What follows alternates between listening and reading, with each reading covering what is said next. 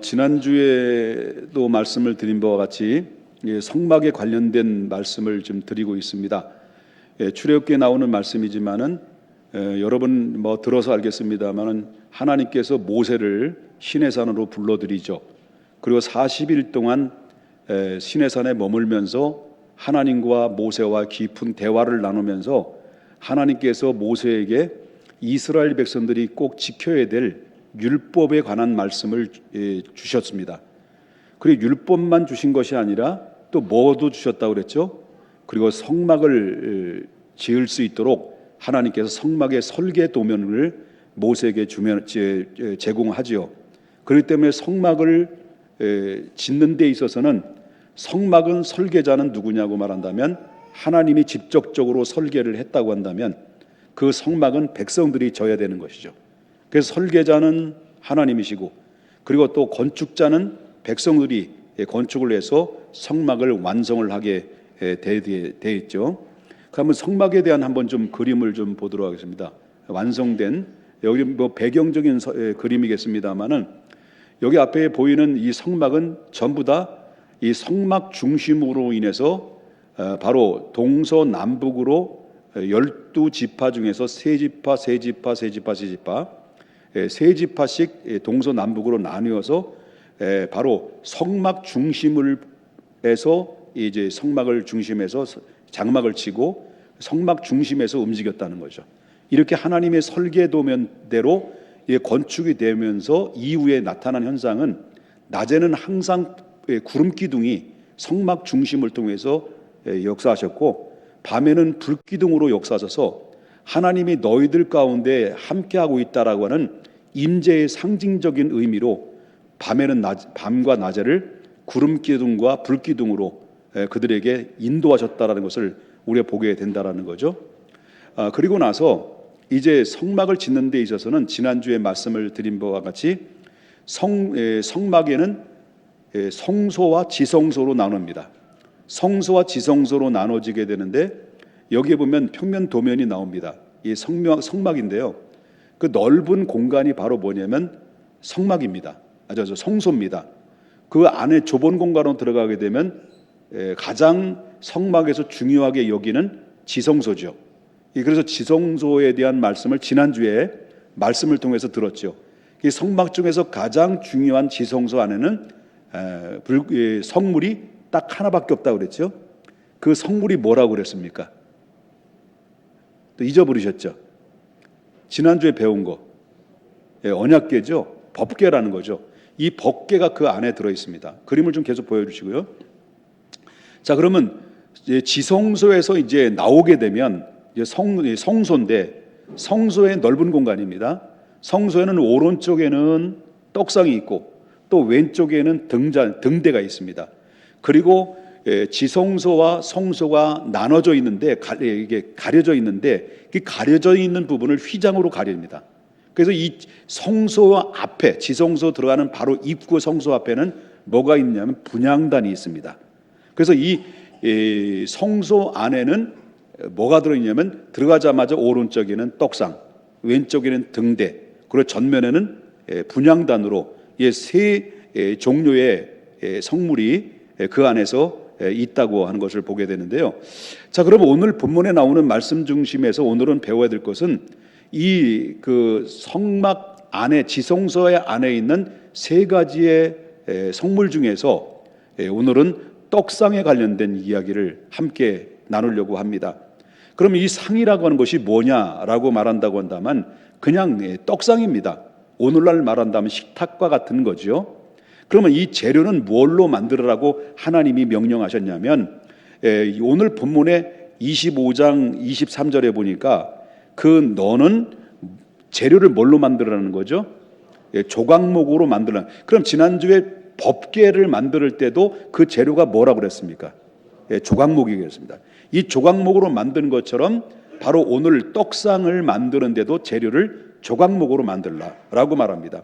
그런데 이 많은데 그럼 그 사이즈가 어떤 사이즈로 만드느냐 때 길이가 2규빗, 그 다음에 너비가 1규빗, 그 다음에 그 높이죠. 높이가 그 한 규빗 반으로 그 사이즈로 만들어라는 거죠. 그럼 이 강대상을 보게 되면 뭐 이 사이즈는 1m가 좀 넘는 1m 좀 되나요? 한 우리나라 말로 만다 우리나라 표현으로 만다면 이 넓이가 1m입니다. 1m. 1m고 그다음에 이 뭐예요? 세로가 50m. 뭐 50cm. 1m 50cm죠. 50cm 요 정도밖에 안 되잖아요. 그럼 높이는 75cm입니다. 한 요 정도 돼. 무릎 정도 더 올라가겠죠? 그러면 이 사이즈, 이 떡상에서 일을 할 때 우리가 상식적으로 볼 때는 높은 거 큰 줄 알았잖아요. 근데 작아요. 그리고 항상 높이가 75cm라고 한다면 그 안에서 제사장들이 일을 할 때 어떻게 일을 해야 되겠습니까? 항상 뭐 허리를 뻣뻣이 세우고 고개를 세워서 일을 하는 것이 아니라 항상 수그리면서 그 일을 하는 거죠. 모든 기구, 법궤도 마찬가지입니다. 사이즈가. 그러니까 모든 주의 일을 하는 사람들은 바로 하나님의 일을 감당하는 사람들은 항상 교만해서는 안 된다. 목이 뻣뻣하거나 그 뻣뻣한 가운데서 하나님이 일을 하도록 하나님이 만드신 것이 아니라 항상 일을 할 때는 고개를 숙이고 겸손하게 그 사명을 감당하도록 제사장의 임무를 그렇게 감당하도록 그렇게 이 기구조차도 아주 세밀하게 하나님이 설계하셨다는 것을 우리가 보게 된다라는 거죠. 그리고 이 만드는 법은 24절에서 언급을 하게 되는데 어떻게 만드느냐면 조각목이 이제 사이즈별로 만든다면 거기에다 전부 다 뭘로 싸라 그랬습니까? 순금으로 싸는 겁니다. 이 순금으로 싸고 주위에는 뭘 입히냐면 테두리를 손바닥만한 이렇게 테두리를 만들어 놓고 그 테두리에도 뭘로 싸라고 그러냐면 순금으로 싸라는 거죠. 그렇게 만들어지는 거죠. 그리고 나서 그 떡상에 이제 거기에서 끝나는 것이나 떡상이 다 완성이 되고 마무리가 되면 그 떡상에 따라오는 부수적인 기구들이 또 있었어요. 그 기구들이 바로 뭐냐고 말한다면 29절에 나오는 말씀입니다. 네 가지 기구들입니다. 하나는 대접과 그다음에 뭐죠? 숟가락과 그다음에 병과 붓는 잔입니다. 그래서 이 대접, 숟가락, 병, 잔 이 네 가지가 부수적으로 따라온 기구들이 있었다는 거죠. 그럼 이렇게 다 하나님의 지시와 하나님의 설계 도면대로 이렇게 다 떡상을 다 만들었어요. 떡상을 만드는 과정을 대충 이해하셨지요? 그죠? 다 만들었단 말이에요. 다 완성을 하고 나면 이제 그림 다시 한번 3번 보겠습니다. 어떤 게 나오냐면 떡상을 다 만들어요. 떡상을 만들어 놓으면 그 이제 30절에 이제 마지막 단계죠. 30절에 나오는 말씀인데 상 위에 뭘 두라는 거죠? 떡상을 다 만들어 놓은 그 위에 진설병을 두어 항상 내 앞에 있게 할지니라. 이런 말씀이 나와요. 그럼 상 위에 뭐가 올려졌다? 아까 그림을 보면 뭐가 올려졌어요? 떡이 걸려져요. 떡이 이제 올려져 있는데 한쪽에는 6개, 또 한쪽에는 6개, 양쪽에 6개에서 도합 12개의 떡이 이제 만들어져서 그 올려놓습니다. 그 떡을 올려놓은 것을 뭐라고 말하냐면 진설병이다 이렇게 표현합니다. 진설병. 그러면 이 진설병이 어떻게 만들어지느냐라고 한번 보게 된다고 한다면 이 진설병에 만들어지는 과정에 대해서는 성경의 레위기서 24장에 아주 상세하게 설명이 나오는데요. 그 처음의 단계는요. 진설병, 다시 말한다면 떡상 위에 올려놓은 진설병, 떡은 이런 과정을 통해서 만들어져야 된다는데 첫 번째는 고운 가루를 취합니다. 고운 가루, 그 밀이죠. 고운 가루를 취하고 두 번째 단계는 일단은 그 떡을 그 고운 가루로 만들어 가지고 거기에 기름을 섞어서 반죽을 해 가지고요. 그래 가지고 떡을 만들었는데 떡은 똑같은 사이즈로 12개를 만듭니다. 12개를 만들어서 아까도 말씀드렸습니다마는 한편으로는 6개, 또 한편으로 6개로 쌓아 올려놓습니다. 그럼 상 위에 정결한 유황을 거기에다 두고 그래서 이렇게 마무리를 하는 것이 떡상에 위에 올려놓는 진설병이라고 하는 거죠. 그리고 이제 진설병이 이제 올려놓으면 이제 안식일이 들어오잖아요. 매 주일마다 안식일이 들어오면 그 제사장은 새로운 떡을 이렇게 만들어 가지고 바로 그 진설병 위에 올려놓고 여태까지 진열됐던 진설병은 다시 회수를 합니다. 회수하고 새로운 떡을 다시 올려놓습니다. 그래서 이 전에 회수했던 진설했던 진설병은 그 회수하고 그 진설병은 제사장은 거룩한 성소에서 같이 제사장이 나눠서 먹게 되어 있습니다. 이런 과정을 거쳐서 떡상이 만들어지고 그 다음에 떡상 위에 진설병이 만들어진다는 것을 여러분 하나님 말씀을 통해서 우리가 생각해 보았습니다. 여기까지 이해되셨으면 아멘 합시다. 자, 그렇다면 지금까지 쭉 떡상을 만들어지는 과정도 인간의 인위적인 방법으로 만들어진 것이 아니라 하나님의 지시와 하나님의 설계한 도면대로 그대로 만들고 떡 하나 만드는 것조차도 하나님의 지시하는 대로 그렇게 만들었다는 거예요. 그렇다면 이 떡이 의미하는 바가 뭘 의미하느냐는 거죠. 더 깊이 좀 들어간다고 한다면 이 진설병은 오늘날 누구를 지칭하느냐라는 거죠. 그 얘기를 이제 하고 싶은 겁니다. 그럼 이 오늘날 그 진설병 떡상 위에 올려놓은 6개, 12개의 떡은 오늘날은 두말할 것도 없이 예수 그리스도를 말하고 있다는 거예요.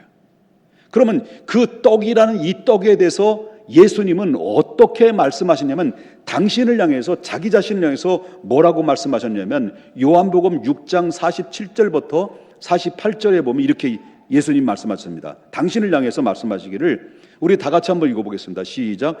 진실로 진실로 너에게 이르노니 믿는 자는 영생을 가졌나니 내가 곧 누구라고요? 생명의 떡이니라고 했습니다. 예수님이 당신을 향해서 내가 생명의 떡이다라고 말합니다. 그 예수님이 자신을 향해서 생명의 떡이라고 하는 것은 그때 당시의 성막에서 떡상 위에 올려놓은 그 상징적인 그 의미 속에서 올려놓은 그 떡이 누구냐? 바로 당신을 이야기하고 있다라고 하는 것입니다. 내가 생명의 떡이다 이렇게 말씀하신 것이에요. 더 구체적으로 말씀을 드린다고 한다면요, 여러분 요한복음 1장 14절에 뭐라고 말씀하셨냐면 말씀이 육신이 되어 우리 가운데 거하심에 우리가 그의 영광을 보니 아버지의 독생자의 영광이요 은혜와 진리가 충만하더라. 이 말씀이 나옵니다.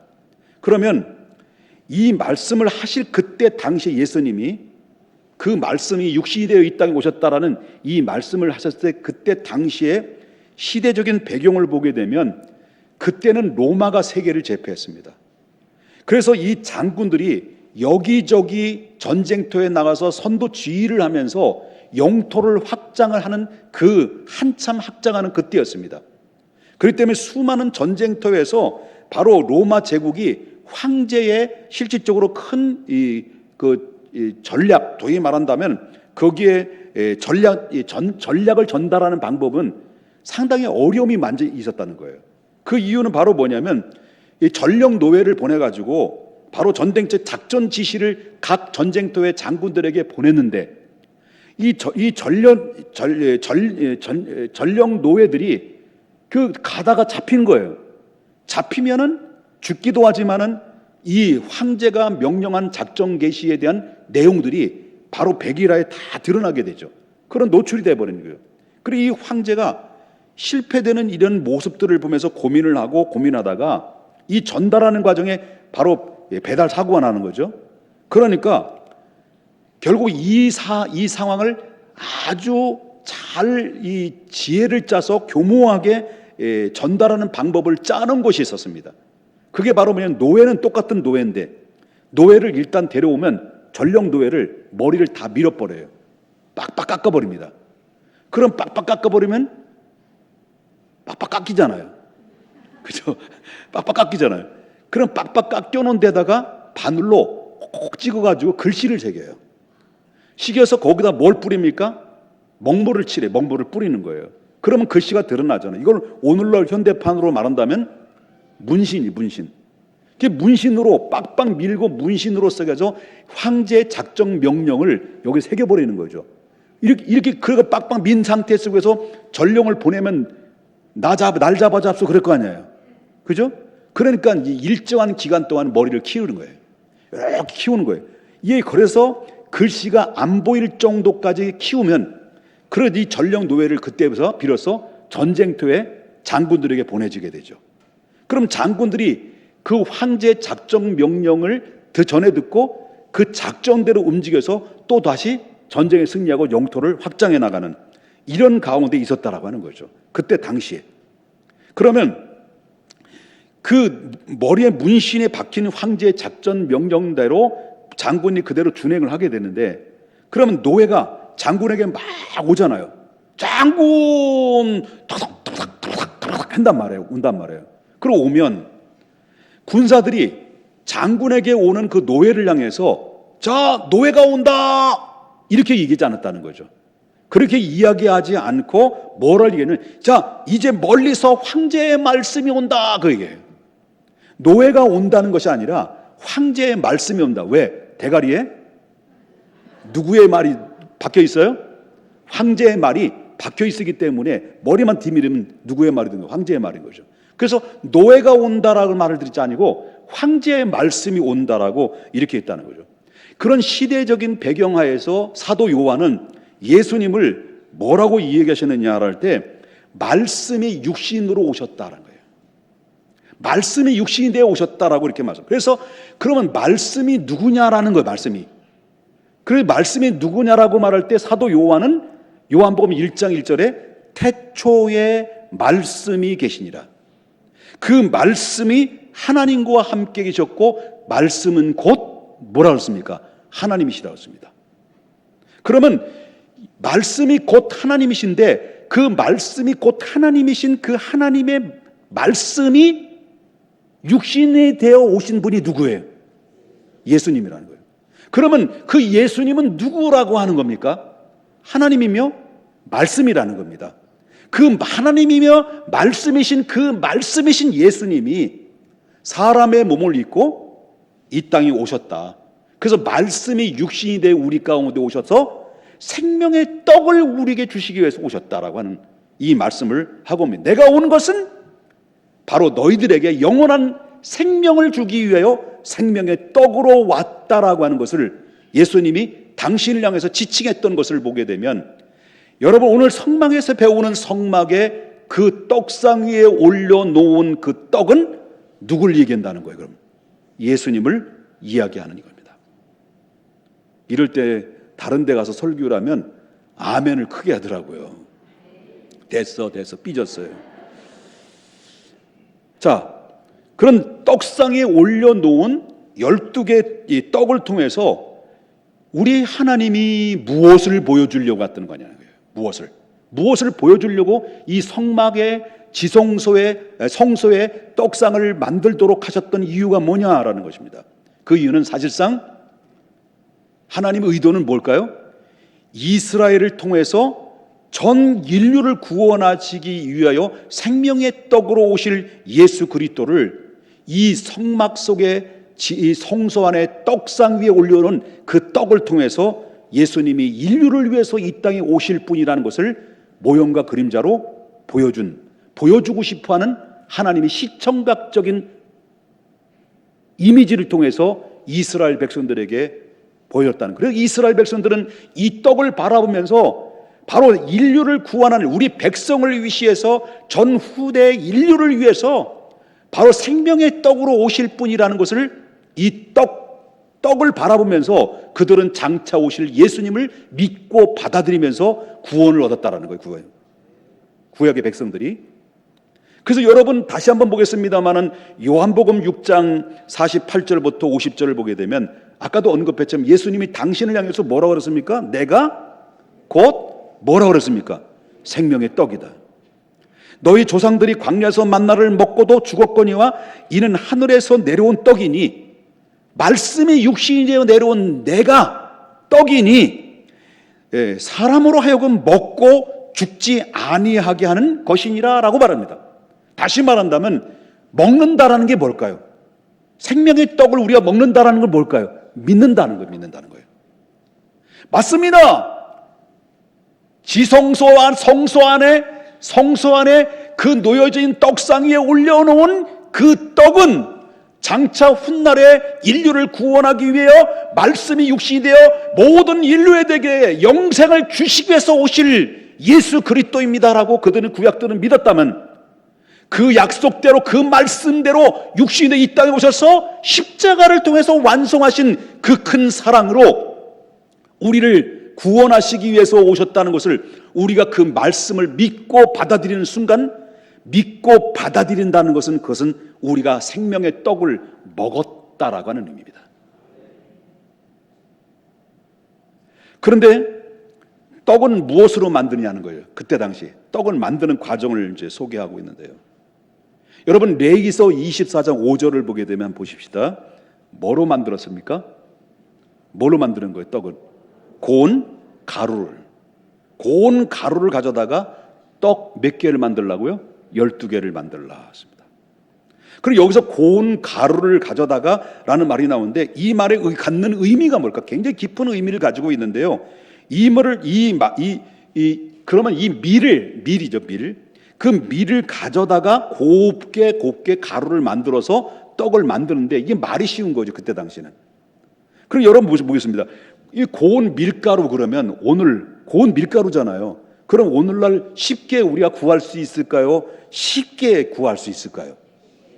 아주 쉽게 구할 수 있잖아요. 부침개를 먹고 싶으면 바로 편의점에 가면 이 밀가루를 팔아. 괜히 땡기네요, 그죠? 얼마든지 쉽게 바로 밀가루를 구할 수 있어요, 오늘날은. 그래서 뭐 어떤 때 믹서기로 드르르 깔으면 가루가 금방 돼버려요. 그런데 그때 당시는 밀을 가져오면 일단 절구로 절구를 빠고 빤 걸 가지고 또 어디에요? 맷돌 위에 올려놓고 맷돌로 갈아. 그럼 여기서 끝나는 것이 아니라 맷돌로 갈아졌던 그것을 다 수거해가지고 바로 빤 그 가루를 바람이 훨 날려요. 바람에 훨훨 날리면 바람이 불잖아요. 그래서 이 맷돌로 갈았다고 해서 다 고운 가루가 되는 것이 아니라 거기에 뭉퉁이도 있고 중퉁이도 있고 빡퉁이도 있단 말이에요. 그러면 무게가 떨어진 것은 그 앞에 떨어지는 것이고 곱게 갈려지면 갈려질수록 어디 떨어질까요? 가까이 떨어질까요? 바람에 멀리 떨어질까요? 멀리 떨어지고 거기서 흩어지는 것도 있고 뭐이잖아요. 그래서 가장 멀리 있는 고운 가루를 모으는 거예요. 그러니까 멀리 있는 고운 가루를 모으기 위해서는 얼마만큼 밀이 많이 들어가냐는 거예요. 그래서 빵이 만들어지기까지는 이렇게 고운 가루가 필요한데 고운 가루를 만드는 과정도 상당히 어려운 과정을 가지고 이렇게 떡을 만드는 과정까지는요, 일단 사람이 손에서 껍질을 벗겨내고 그리고 어떤 으깨고 빠고 녹아지고 환난과 고통과 이런 과정이 없이는 고운 가루가 될 수가 없고 떡을 만들 수 없다라는 거죠. 그런 과정을 통해서 떡이 만들어지는 거죠. 그럼 인류가 말씀에 대해 육신으로 오신 이 땅에 오신 예수 그리스도는 어떻다는 거예요? 무도한 인류에게 붙잡히시고 채찍을 당하시고 그리고 또한 침을 뱉으심을 당하고 조롱을 당하시고 결국 뭡니까? 고난을 당하시고 결국은 당신의 육신을 십자가에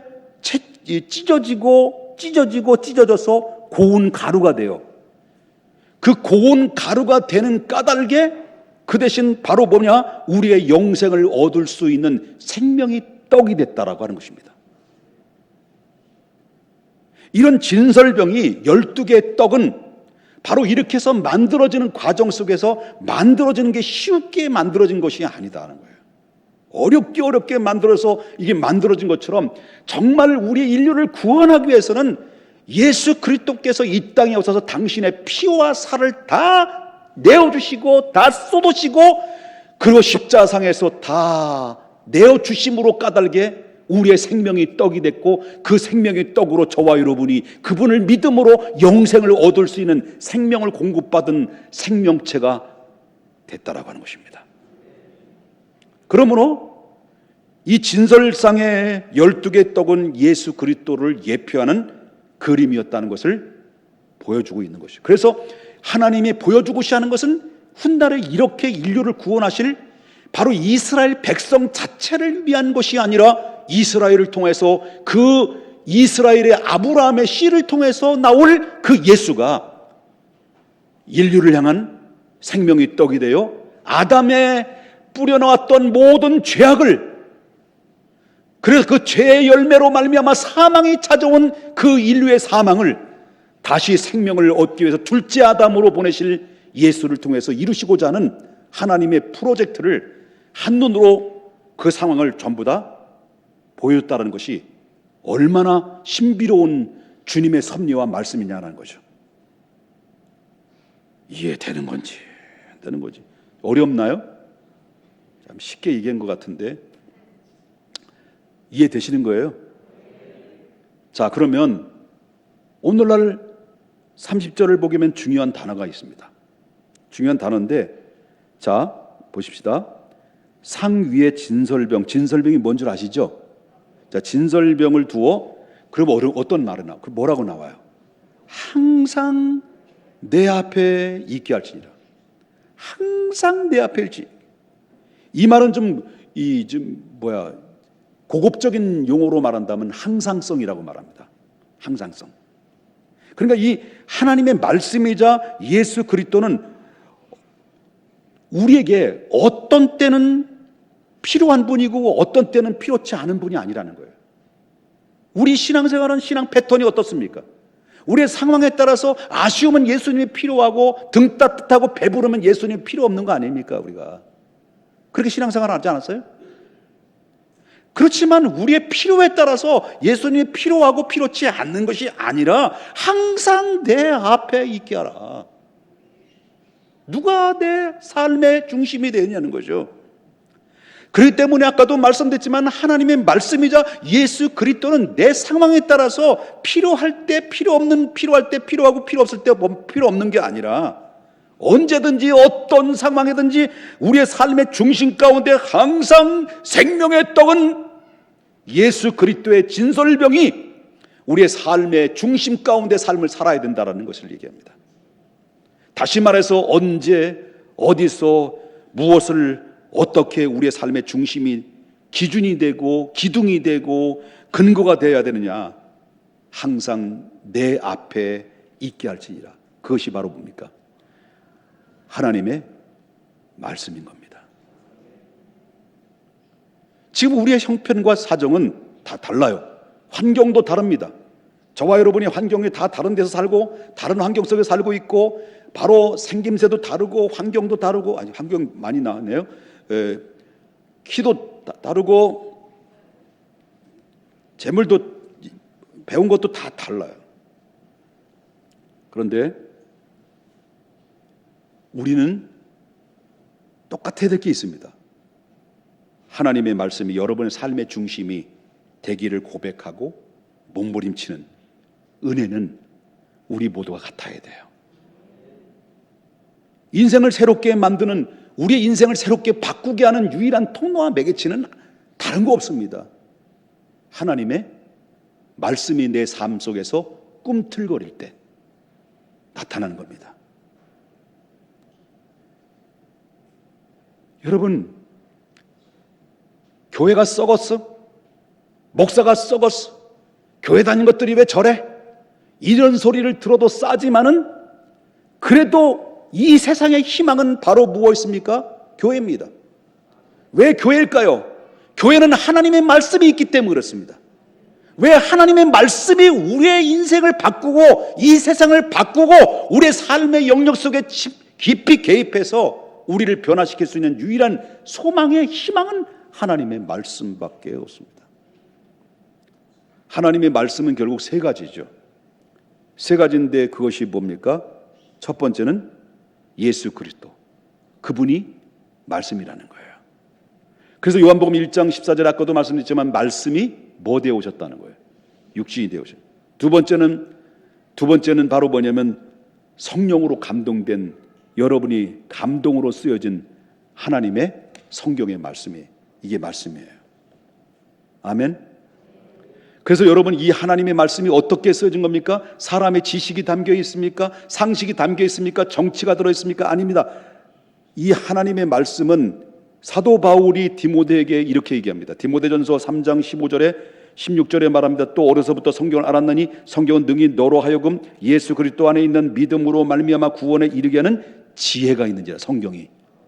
그 다음에 뭐라고 말합니까? 16절에 보니까 모든 성경은, 여기에 66권이 모여진 66권의 모든 성경은 사람의 감동으로 된 것으로서, 사람의 감동으로 된 것으로서, 사람의 지식으로 된 것으로서, 사람의 경험으로 된 것으로서, 사람의 만들었던 과학의 근거에서 나오는 그런 모든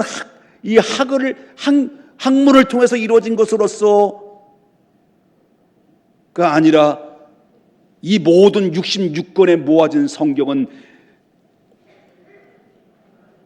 하나님의 감동으로 쓰여진 것입니다. 그러니 이 하나님의 말씀의 안에는 생명이 있는 겁니다. 변화가 있는 겁니다. 소망이 있는 겁니다. 이 하나님의 말씀이 바로 우리의 인생의 길입니다. 진리입니다. 생명입니다. 그러므로 말미암아 하나님의 말씀은 사람으로 쓰여진 것이 아니라 성령의 감동으로 쓰여진 것이기 때문에 우리를 교훈과 책망과 바르게 함과 의로 교육하기에 유익하니라. 여러분의 가정에 하나님의 말씀이 꿈틀거리면 자녀들이 일어납니다. 내 가슴 속에 하나님의 진리의 말씀을 붙들고 사는 한 여러분들은 실패하는 것 같지만 결국은 승리자의 자리로 이끌어 주시는 것이 말씀의 힘인 것입니다. 그 다음에 세 번째는요, 말씀은 어떤 것이, 세 가지 중에서 어떤 말씀이냐면 강단에서 선포되는 말씀이 하나님의 말씀입니다. 자, 보십시다. 데살로니가전서 2장 13절에 봅니다. 이러므로 우리가 하나님께 끊임없이 감사함은 너희라는 것은 바울이 데살로니가 교회 성도들에게 편지를 띄운 내용인데, 너희라는 것은 데살로니가 교인들을 얘기합니다.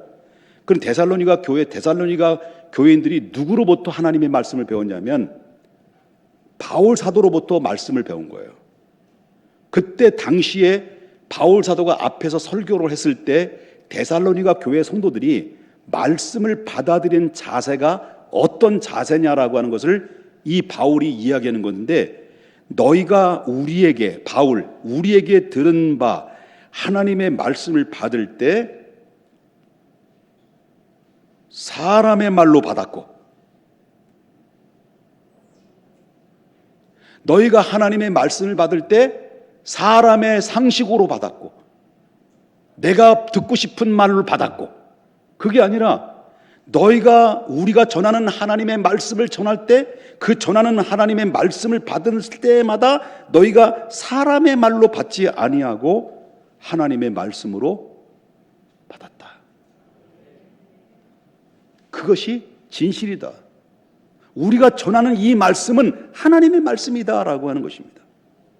그렇기 때문에 여러분, 강단에서 선포되는 하나님의 말씀을 선포되는 설교도 어떤 것입니까? 하나님의 말씀이다라는 거죠. 그래서 강단에서 선포되는 이 하나님의 말씀을 가볍게 여기서는 안 된다. 하나님의 말씀으로 받아야 돼. 그래서 여러분, 강단에서 제가 늘 기도하고 두렵고 떨리는 마음을 갖는 게 뭘까요? 강단에서 선포할 때마다 제 마음속에 울렁거리고 늘 부럽고 늘 어려운 이 자리가 쉽게 생각하는지 모르지만 두려운 자리죠. 늘 기도합니다. 우리 모든 성도님들이 듣고 싶은 설교를 하는 설교자가 아니라 하나님이 전하고 싶어하는 말씀을 전하는 설교자가 되기를 원합니다. 그래서 여러분, 다른 이야기도 하고 싶은 이야기도 많이 있지만 시간이 없어서 못하네요. 저에게 지금으로부터 1시간만 더 주신다면 더 세밀하게, 더 상세하게, 더 친절하게 하나님 말씀만 전하고 싶은 마음. 우리가 모든 성도님들이 하나님의 말씀을 들을 때 우리가 원하는 말씀, 내가 바라는 말씀을 듣기를 원하지만은 하나님 그렇지 않습니다. 내 말을 들어라. 그게 사는 길이다. 그렇기 때문에 하나님의 말씀 들을 때, 설교를 들을 때 가볍게 여기지 마라. 졸지 마라. 마귀가 틈탄다. 그거예요. 저는 설교 준비를 어제 저녁에 9시 한 9시 거의 40분까지 설교를 했어요. 준비는 다 완성하고 다 마무리하는데 집에 가도 마음이 편하지 않고 잠자도 마음 편하지 않고 설교를 할 때 감동이 안 오는 거예요. 그래서 새벽에 4시에 일어나가지고 다시 성경을 펴고 자료를 펴고 성경 원문을 보고 다시 작성했어요. 감동이 안 오는 거예요. 감동이 안 오는 것을 전하면 그것이 바로 하나님이 전하고자 하는 말씀이 아니라는 것을 생각하기 때문에 다시 준비했어요. 여러분, 우리가 그러므로 말미암아 하나님의 말씀은, 그러므로 우리는 첫째는 말씀이 육신으로 오신 예수 그리스도와 둘째로는 성령으로 감동된 그런 하나님의 말씀인 성경과 강단에서 울려 퍼지는 하나님의 말씀이 선포되는 말씀이, 이 세 가지로 우리가 중심 가운데 살아야만이 여러분 승리할 수 있다는 겁니다. 인생을 새롭고 인생을 새롭게 만들 수 있는 하나님의 작품으로 세워줄 수 있다는 것을 보게 된다는 거예요. 마지막으로 제 3그림을 다시 한번 보겠습니다. 여기 진설병이 뭐라고요? 한 3분 전에 얘기했는데 또 잊어버리셨네요. 진설병이 뭐라고 그러죠? 양쪽에 있는 진설병이 떡이잖아요. 떡. 자, 떡과 떡 사이에 뭐가 있어요? 자, 보겠습니다. 유황이죠. 유황. 기름입니다. 기름. 유황인데 그게 뭐냐? 바로 이 진설병의 또 하나의 특징이 바로 뭐냐면 여기 진열된 유황이 향유죠. 향유. 향유는 우리에게 무엇을 요구하느냐? 하나님의 말씀의 중간 사이에 향유가 있는데 그 말씀을 통해서 예수 그리스도의 말씀, 성령의 감동으로 되어진 성경의 말씀, 그리고 또한 강단에서 선포되는 하나님의 설교의 말씀을 듣고 은혜를 받아 삶을 통해서 살아갔던 성도들의 삶을 표현하는 것이 이 향유예요. 향유. 그래도 사람들을 어떤 때 만나다 보면 저 사람의 말투나 그리고 어떤 행동이나 외모를 보면 저 사람 교회 다니는 것 같은데 그렇지 않아? 이런 얘기할 때 집사람하고 텔레비를 보게 되면 뭐 감사라는 말을 표현을 많이 하는 분들이 있어요. 그러면 우리 집사람이 영락없이 저분 혹시 예수 믿는 사람 같지 않아? 아니야. 뭐 이게 농담으로 이렇게 얘기합니다만은 사람을 딱 보면 항상 주의 말씀 속에서 살아가는 사람들은 몸에 늘 외모뿐만 아니라 중심 가운데 배어 있어요. 나타나게 돼 있어요. 근데 저 사람 조폭 같대. 그런데 조폭 같다라고 이렇게 얘기하는데 목사님이야. 아니 제가 승용차가 오래되셔서 우리 장로님들이 승용차 오래된 것을 타고 다니는 것을 불쌍히 여기셔서 장로님들이 십시일반으로 모아주셔서 승용차를 사주신다는 거예요. 그래서 승용차를 사는데 우리 장로님들은 그냥 일반 그 승용차 있잖아요. 그 에쿠스 이런 거. 그 에쿠스 뭐 요즘 나온 게 뭐예요? 예? 제네 예? 그런 거 타기를 원하실 줄 아셨나 봐. 그 나는 뭐냐면 그걸 원하지 않고요. USB? 예? 그거를 좀 타기를 원했죠. 그걸 이제 장로님 사주신 거예요. 자, 그 차가 탁 타가지고 타고 내려오는데 집사님들이 이구동성으로 한 마디씩 툭툭 이야기하는데 목사님 그 차하고 목사님하고 덩치하고 잘 만든 것 같아요. 잘 어울려요. 이게 뭔 얘기예요? 조폭 같다는 거 아니에요? 기분이 양 그렇더라고요. 그런데 그런 농담이지만 여러분 아무리 남루한 옷을 입었다 할지라도 저 사람 예수님 같아 이렇게 보여진다라고 하는 것은 바로 뭐냐면 그만큼 그 사람이 뭘 나타냈다는 거예요? 하나님의 생명의 말씀의 중심 가운데 삶을 살다 보니 그의 몸에, 그의 외모에, 그의 모습에 그대로 드러나는 거죠. 이게 바로 뭐냐면 향유예요. 향유. 오늘날 우리의 교회를 다니는 사람들이 향기로운 신앙의 그리스도인들이 없다 보니까 별로 어떻습니까? 하나님이 덕을 잃어버리게 되는 것입니다. 그들은 그대로 하나님의 말씀에 순종하면서 향기로운 향유가 됨으로 말미암아 결국 어떻습니까? 하나님의 빛으로 드러내는 풍성한 열매를 맺게 됐다. 여러분, 떡상 위에 올려놓은 6개, 12개의 떡은 예수 그리스도를 말합니다. 그 간의 가운데 진열되어 있는 것은 향유를 말합니다.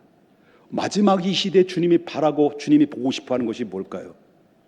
바로 무늬만 그리스도인이 아니라, 무늬만 경건의 모양만 갖춘 것이 아니라 정말 하나님의 말씀의 중심 가운데, 내 삶의 중심 가운데 살면서 내 자신도 모르게 그렇게 살다 보니 그리스도의 향기가 저절로 나타나고 저절로 향기가 품어냄으로 말미암아 믿지 않는 사람조차도 감동이 되고 감화가 되고 변화가 될 만큼 우리 주님이 우리에게 요구하는 것은 말씀의 육신으로 오신 예수 그리스도를 중심으로 삶을 살아가서 우리 모두 향기로운 향인 그리스도의 향기를 품어내면서 하나님 앞에 살아갈 때 하나님께서는 불꽃 같은 눈동자로 다 보고 계신 그 한 사람 한 사람을 하나님이 이 땅에 사는 날 동안 하나님께서 그를 세워주시고 높여주시고 그리고 땅의 기업으로 충만케 하시고 그리고 마지막 훗날에 주님 앞에 설 때 찬란한 영광의 기업까지 이르게 하시는 축복의 주인공이 이왕이면 그런 주인공으로 살아갈 수 있기를 원하시는 뜻 앞에 우리 모두 아멘으로 순종하고 나아갈 수 있기를 주님의 이름으로 축원합니다. 거룩하신 하나님 아버지, 주님의 은혜와 사랑을 아버지 하나님께 감사와 영광을 올려드립니다.